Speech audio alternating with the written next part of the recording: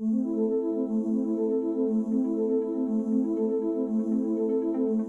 I'm Justin Fay. I'm a Graduate Program Manager at Fusion Graduate Consultancy, and I'm with David. And I'm David Svetkovsky from Fusion Graduate Consultancy. I'm going to focus on some of the key trends that we've seen coming out of the recent AAGE conference and themes that we feel might be important for graduate program managers as they start their planning process for 2019. So diversity remains a key theme and a key topic of focus for graduate program managers, and was recently listed as the top priority going into 2019. And it's my take that diversity will become more holistic, the definition will become much broader as we go into 2019, maybe extending previous programs of work around female hiring or maybe Indigenous hiring to include LGBT or disability or maybe even degree subjects. And we've seen some great campaigns this year from employers really trying to increase the breadth of degree subjects they recruit from and gaining the diversity of thought that comes from different degree backgrounds as well. Challenges remain the same this year. Recruiting top talent, forecasting was a new challenge that came out for graduate program managers, and we've seen recently from some of our conversations of program managers contemplating whether they should go in the first or second half based on the demand planning that may or may not exist within their organisation.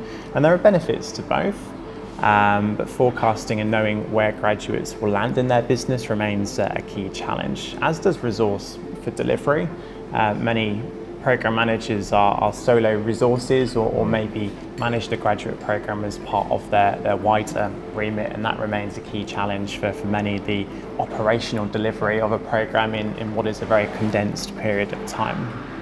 The mix of hires is becoming broader. We're seeing more organisations starting to recruit school leavers, so talent straight out of college, and supplementing that along with their graduate hiring.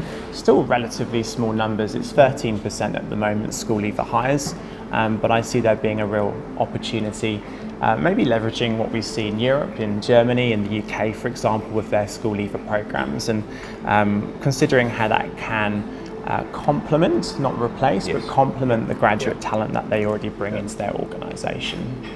I think one thing that was really noticeable from the conference was the number of new suppliers. Yes, absolutely. Particularly in the tech space, and you've been attending the conference for a number of years, and a lot more technology suppliers, suppliers supporting AI screening, for example, virtual internship programs, more sophisticated online testing to support the process, and that really shakes up the market and challenges organisations to think about how they can use technology effectively in their process. I think this is the number of small to medium-sized organisations coming to us, Justin, whether it be 5 grads, 10 grads or 15 grads, is just humongous. Yeah. You know, quite often people are overwhelmed by the big consulting firms going, oh wow, they put on 400, 500, 600. But I think if we look at the numbers of 5 to 15 hire organisations, they would absolutely bombard the overarching number of graduate hires. And I don't even think most of these companies were at the graduate conference. Why? Because they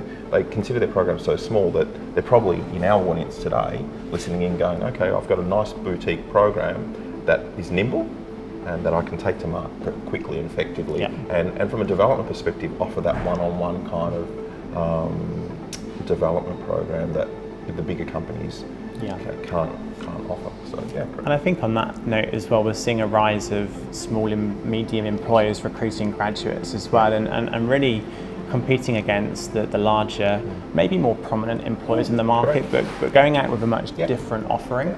A different offering of working in a smaller team environment, but maybe greater exposure. And candidates, graduates are happy to go there because they're going, I'm going to get a boutique offering here from a smaller company.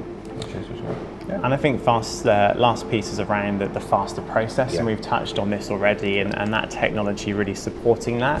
The early bird does catch the worm, and the quicker you can go to market and progress through your application process whilst still ensuring a great candidate experience, I think that would definitely be the competitive advantage as we go into 2019. I think the numbers would probably be at 90% or something if you make your offer.